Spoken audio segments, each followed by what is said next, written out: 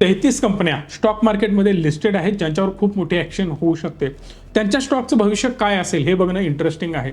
आत्ता हा व्हिडिओ बनवण्याच्या मागे एक महत्त्वाचं रिझन आहे, ते म्हणजे फक्त आणि फक्त स्टॉक मार्केट. बाकी कुठल्याही पॉलिटिकल पार्टीला, कुठल्याही नेत्याला, कुठल्याही संस्थेला कुठलाही ब्लेम आम्हाला बिलकुल करायचा नाही आहे. पण ज्या फॅक्ट आहेत, ज्या समोर आलेल्या आहेत, फक्त मी त्यावर बोलतो. आणि महत्त्वाची गोष्ट, याचा इम्पॅक्ट स्टॉक मार्केटवर डेफिनेटली होऊ शकतो, वेदर इट इज निगेटिव्ह और भयंकर निगेटिव्ह. सो बघूयात नेमकं काय प्रकरण आहे. पण त्याआधी चॅनलला सबस्क्राईब करा, बेल आयकॉनला प्रेस करा आणि अशा व्हिडिओना मॅक्सिमम लाईक करून मॅक्सिमम लोकांपर्यंत पोहोचवण्याचा प्रयत्न करा, कारण आपल्याला देश बदलायचा आहे. सो आता जर सध्या बघितलं ना, इलेक्टोरल बॉन्ड भयंकर जोरदार चर्चा सुरू आहे. पण ही चर्चा कशासाठी सुरू आहे? तर काही कंपन्यांनी काही पक्षांना पैसे दिलेत, त्या बदल्यात त्या कंपन्यांना सरकारकडून ऑर्डरी मिळाल्या. ऑर्डर्स घेऊन यांनी मोठमोठी कॉन्ट्रॅक्ट घेऊन मोठ्या प्रमाणात पैसा आणि छापला. एवढंच नाही, पण त्यामध्ये मोठ्या प्रमाणात करप्शन पण झालेलं आहे. मोठमोठे ब्रिज बांधण्यात आले, मोठमोठे रस्ते बांधण्यात आले, मोठमोठे कॉन्ट्रॅक्ट्स, मोठमोठ्या बिल्डिंग्स, पण त्यामध्ये फॉल्ट होता. अगेन मोठ्या प्रमाणात ब्रिज कोसळणं, रस्ते खराब होणं आणि ज्या बिल्डिंग्स उभा केल्या त्या बिल्डिंग्स निकामी होणं, असे सगळे प्रकार सुरू झाले. जे कॉन्ट्रॅक्ट छोट्या अमाऊंटने सुरू होणार होते त्याच कॉन्ट्रॅक्टची व्हॅल्यू भयंकर वाढवण्यात आली. असे सगळे प्रकार झालेले आहेत. आता हे फॅक्ट कशावरून मी बोलतोय? मिस्टर प्रशांत भूषण आणि मिस्टर सुभाषचंद्र गर्ग यांनी सुप्रीम कोर्टामध्ये याचिका दाखल केलेल्या आहेत. यावरून या सगळ्या गोष्टी बाहेर येत आहेत. आणि त्यातच सुप्रीम कोर्टाने असे काही निर्णय दिले ज्यामधून हे सगळे घोटाळे एकापेक्षा एक बाहेर येऊ लागले. जवळपास 41 कंपन्यांवर CBI, IT, ED रेड करणार आहे. त्यांची डीपली थरोली तपासणी करणार आहे. इलेक्टोरल बॉन्ड जे त्यांनी दिले, ते बॉन्ड का दिले, कशासाठी दिले, त्याच्या फेवरमध्ये त्यांना कोणत्या गोष्टी मिळाल्या, याची सखोल चौकशी होणार आहे. आता यामध्ये बघा, 41 कंपन्यांनी BJPला 2471 करोड रुपये दिले. यापैकी 1698 करोड रुपये हे रेड मारल्यानंतर दिले. एक गोष्ट लक्षात घ्या, बऱ्याच कंपन्यांवर, बऱ्याच व्यक्तींवर EDची रेड झाली. रेड झाल्यानंतर त्यांनी इलेक्टोरल बॉन्ड खरेदी केले आणि ज्या त्या पक्षांना डोनेशन दिले. आता या सगळ्यामध्ये फक्त BJPच आहे का? डेफिनेटली नाही. अजून बरेच रुलिंग पक्ष आहेत, त्यांना सुद्धा दिलेत. जे आत्ता सध्या सत्तेत नाहीत त्यांना सुद्धा दिलेले आहेत. पण मेजरली पैसा BJPकडे गेलेला आहे, म्हणून मेजरली BJPकडे बोट दाखवण्यात येत आहे. बट सांगण्याचा मुद्दा एवढाच आहे की रेड होते किंवा रेड करवली जाते. रेड करवल्या गेल्यानंतर पैसा वसूल केला जातो आणि ती केस तिथंच रफादफा केली जाते. यातच मेजरली एक एक्झाम्पल ऑरोबिंदो फार्माचे डायरेक्टर यांना जेल झाली.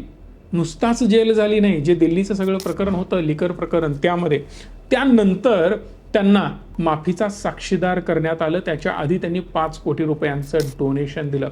त्यानंतर काही महिन्यातच एक मोठी देणगी त्यांनी अगेन दिली आणि ती देणगी दिल्यानंतर परत त्यांची त्यातून सुटका झाली. तो व्यक्ती बाहेर आला आणि तरीसुद्धा त्या कंपनीला गव्हर्नमेंटचे हेवी कॉन्ट्रॅक्ट्स मिळत गेले. याला इंडिपेंडंट भारतातील सर्वात मोठा स्कॅम म्हणून संबोधलं जात आहे. हो, व्हाईट कॉलर स्कॅम. यामध्ये काय झालं, भ्रष्टाचाराच्या 4 प्रमुख कॅटेगरीजमध्ये या स्कॅमला डिवाइड करण्यात आलं. पहिला, give donation and get business. Extortion, हप्ता वसुली सुद्धा आपण शुद्ध मराठी भाषेमध्ये म्हणू शकतो. तिसरं, बॅक कॉन्ट्रॅक्ट्स, गिव्ह ब्राइब्स. त्यानंतर शेल कंपनीज. या वेगवेगळ्या कॅटेगरीमध्ये वेगवेगळ्या कंपन्यांना डिवाइड करण्यात आलेलं आहे. आता यामध्ये झालं असं की सिंपल गोष्ट लक्षात घ्या, कंपन्यांना सांगण्यात आलं होतं, एक नवीन कायदा बनवण्यात आला होता आणि या कायद्याच्या अंतर्गत सांगण्यात आलं, व्हाईटमध्ये पैसा तुम्ही पक्षांना देऊ शकता आणि तो मिळालेला पैसा कुठल्याही प्रकारे डिस्क्लोज करण्यात येणार नाही आणि त्याची सिक्रेसी मेंटेन ठेवली जाईल. पण ॲक्च्युअली हा डेटा नोट डाऊन केला जात होता. एवढंच नाही तर एका स्पेसिफिक कोडच्या अंतर्गत याचं रेकॉर्ड व्यवस्थित SBI मेंटेन ठेवत होतं. पण सांगण्यात येत होतं की याचा थानपत्ता कोणालाच लागत नाही. बट काही पक्षांनी ऑलरेडी ऑन कॅमेरा कबूल केलं होतं की या व्यक्तीकडून या कंपनीकडून आम्हाला एवढी देणगी आलेली आहे. हा डेटा त्यांच्याकडे कुठून आला आणि हेच रहस्य जाणून घेण्यासाठी बऱ्याच पत्रकारांनी प्रयत्न केले, बरेच स्ट्रिंग ऑपरेशन करण्यात आले आणि त्यातून हे क्लिअरली कळून चुकलं की मॅक्सिमम पक्षांना कोणी त्यांना किती देणगी दिली आहे हे क्लिअरली माहिती होतं. एवढंच नाही तर SBIने ज्या गोष्टीसाठी अनेक महिन्याची मुदत पुढे मागितली होती तेच काम हार्डली 24 तासामध्ये त्यांनी करून दाखवलं. फक्त बेसिक 5 मिनिटाचा VLOOKUP लावून 2 एक्सेल शीटना मर्ज करण्याचं काम त्यांना करावं लागणार होतं. आता हा व्हाईटमध्ये दिलेला पैसा तो सुद्धा टॅक्स फ्री, म्हणजे झाली पहिली ही एक गोष्ट की टॅक्स फ्री पैसा झाला. जी देणगी दिली त्यावर टॅक्स लागणार नाही. समजा 100 कोटी रुपये देतोय, जनरली 100 कोटीच्या नेट प्रॉफिटर अप्रॉक्सिमेटली 30 ते 40 कोटी रुपये टॅक्स भरावा लागतो, पण यामध्ये इन्कम टॅक्स 0 आहे. बऱ्याच लोकांनी असे आरोप केलेत की टॅक्स सेव्ह करण्यासाठी हे कृत्य केलं जाते. म्हणजे काय, आता समजा XYZ नावाची कंपनी आहे, 1000 कोटी रुपयावर त्याला टॅक्स लागणार आहे जवळपास 300 कोटी रुपये.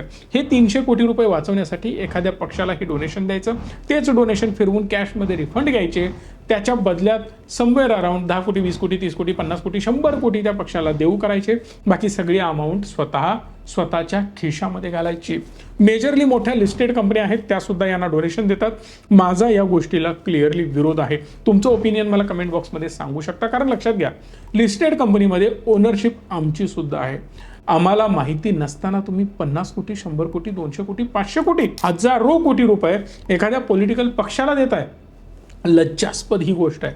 आणि या सगळ्यामधून लक्षात घ्या कंपनीला बेनिफिट काय होणार किंवा त्या प्रमोटरला बेनिफिट काय होणार हे मात्र आपल्याला माहिती नसतं आणि त्याचा फायदा आपल्याला इंडिव्हिज्युअली ॲज अ इन्व्हेस्टर म्हणून बिलकुल होत नाही. हा व्हिडिओ बनवण्यामागे माझा हाच उद्देश आहे की लिस्टेड कंपन्यांनी ज्या देणग्या दिल्या त्या आपल्या पैशाने दिलेल्या आहेत आणि ही सगळ्यात मोठी चूक आहे किंवा आपल्यासोबत झालेला धोका आहे.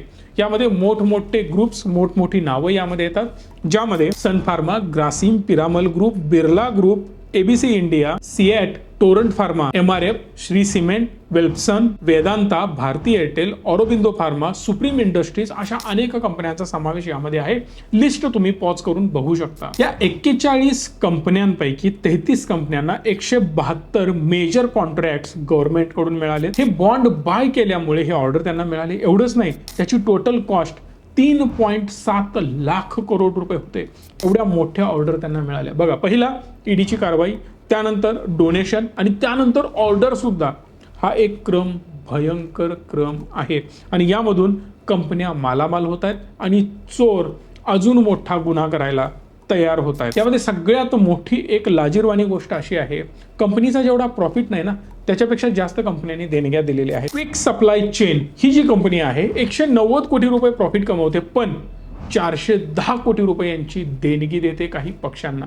यामध्ये रिलायन्स ग्रुप सुद्धा इन्व्हॉल्व आहे. डायरेक्ट इनडायरेक्ट त्यांची पार्टनरशिप किंवा दोन्ही कंपन्यांचे डिरेक्टर एकच आहेत हे सुद्धा यामधून लिंक जाणून घेऊ शकता. मदनलाल लिमिटेड 10 कोटी रुपयांचं प्रॉफिट, पण 185 कोटी रुपये कंपनीनं डोनेट केलेले आहेत. या सगळ्यावरून एक गोष्ट तुम्हाला कळते का, यामध्ये काही लिस्टेड कंपन्यांचा पण हात आहे. लिस्टेड कंपन्या आपलं प्रॉफिट सोडून एक मोठी अमाऊंट डोनेट पण करतात. जर ती अमाऊंट डोनेट केली नसती, हजारो कोटी रुपये वाचले असते, तर त्याला रिइन्व्हेस्ट करून मोठ्या प्रमाणात कंपनीची ग्रोथ करवता आली असती. एअरटेल सारखी कंपनी हजारो कोटी रुपये डोनेट करते. विचार करा, लिस्टेड कंपनी जर एवढी मोठं डोनेट करत असेल तर पुढं भविष्यात इन्व्हेस्टरचं काय होणार. जर खरंच कंपनीसाठी प्रामाणिकपणे काहीतरी करायचं असेल ना, तर हे डोनेट करण्याऐवजी जर ती अमाऊंट इन्व्हेस्ट केली गेली असती तर 200-300 कोटी रुपयांचं नेट प्रॉफिट अजून वाढू शकलं असतं, ज्यामुळे कंपनीची ग्रोथ झाली असती. लॉंग टर्मसाठी तो पैसा वापरण्यात येऊ शकला असता कंपनीच्या भल्यासाठी. पण ॲक्च्युअली झालं उलटच. हा पैसा रूट केला जातोय, वेगवेगळ्या शेल कंपन्यांच्या माध्यमातून हे पैसे फिरवले जात आहेत आणि या सगळ्यामुळे होतंय काय माहिती आहे, आपलाच पैसा आपल्यावरच खर्च केला जातो. अगेन इलेक्शनमध्ये आपल्याला वाटतं की 200 रुपये दिले, 500 रुपये दिले, 1000 रुपये दिले, 2000 दिले, कुठून दिले हे क्लिअरली स्कॅम करून दिले जातात आणि आपल्याच खिशातले पैसे आपल्याच खिशात थोडेसे टाकले जातात. 1000 घेऊन 100 रुपयाची नोट आपल्याला टेकवली जाते आणि यामुळे नुकसान होतं आपल्या देशाचं आणि आपलं. एक सिंपल लॉजिक लक्षात घ्या, प्रत्येक राजकारणी पार्टी मॅक्सिमम खोटं बोलण्याचा यामध्ये प्रयत्न करते की मला एवढं डोनेशन मिळालंच नाही, पण आता thanks to the supreme court त्यांच्यामुळे आपल्याला हे आकडे जवळून पाहता आले आणि खरे आकडे पाहता आले. आता या सगळ्यामागे होतं एक, ज्या ज्या राज्यांमध्ये इलेक्शन असतात त्या राज्यांमध्ये सगळ्यात जास्त ज्याला डोनेशन मिळालं ना तीच पार्टी तिथं विनर पार्टी ठरलेली आहे, तीच पार्टी निवडून आलेली आहे. याचं मागे एकच कारण आहे, जेवढा जास्त पैसा वाटला जातो तेवढं त्या पार्टीची विनिंग प्रोबॅबिलिटी वाढत जाते. म्हणून ज्या ज्या राज्यांमध्ये ज्याला जास्त डोनेशन मिळालं त्या त्या राज्यांमध्ये त्यांची सत्ता आलेली आहे आणि हा इतिहास आहे, एकदा जाऊन चेक करू शकता. माझ्या मताप्रमाणे हे सगळं बंद व्हायला पाहिजे. लिस्टेड कंपन्यांना डोनेशन देण्यासाठी बॅन करण्यात आलं पाहिजे, कारण त्यामध्ये आपल्यासारख्या सर्वसामान्य लोकांचा सुद्धा पैसा इन्व्हॉल्ड आहे. एवढंच नाही तर ज्या ज्या पॉलिटिकल पार्टीज हे डोनेशन्स घेतात त्यांचं थर्ड पार्टी ऑडिट व्हायला पाहिजे आणि ते सुद्धा एकदम स्ट्रिक्टली रेप्युटेड कंपन्यांकडून एक रुपयांचा हिशोब डेली त्यांनी अपडेट करायला पाहिजे. कारण जरी निवडणूक आयोगाने काही लिमिट लावले असेल तुमच्या खर्चांवर, म्हणजे प्रत्येक कॅन्डिडेटने किती खर्च करावा यावर लिमिट आहे, पण ते लिमिट खरंच फॉलो होत आहे का? ते लिमिट एकदम निग्लिजिबल आहे ॲज कम्पेअर टू हे जे लोक खर्च करतात त्याच्या कंपॅरिझनमध्ये. भारतीय निवडणुका हा जगभरातला सगळ्यात मोठा इव्हेंट आहे ज्यावर सगळ्यात जास्त पैसा खर्च केला जातो. सो बदलावर सरकारला नाही, पहिला आपल्याला लागणार आहे, कारण याचा एक रुपयाचा हिशोब मागणं गरजेचं आहे. मग यामध्ये कुठल्याही पार्टीचं सरकार असो आणि तुमचा कुठलाही नेता असो, एक रुपयाचा हिशोब घ्या, कारण जोपर्यंत आपण बदलणार नाही तोपर्यंत देशही बदलणार नाही. जाता जाता एक गोष्ट लक्षात ठेवा, 500,000 रुपयांसाठी देशासोबत कॉम्प्रोमाइज करू नका, कारण जोपर्यंत आपण बदलणार नाही तोपर्यंत देश बदलणार नाही. जय हिंद. हा व्हिडिओ मॅक्सिमम लोकांपर्यंत पोहोचवण्याचं काम आता तुमचं.